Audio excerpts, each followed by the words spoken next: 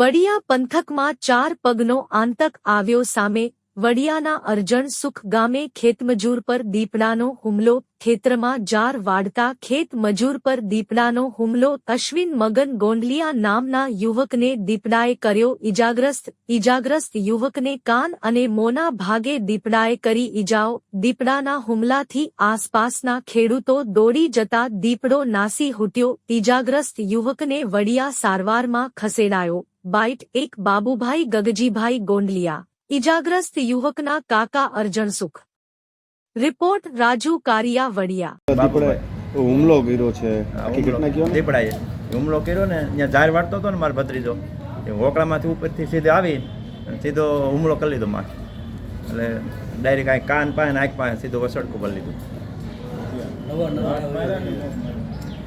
તમારી વાડી જ બનો બન્યો? હા, અમારી પોતાની વાડીએ જ. કેટલા વાગે બનો બન્યો? એ લગભગ 8 સાડા 8 થી આવી સવારે. હા.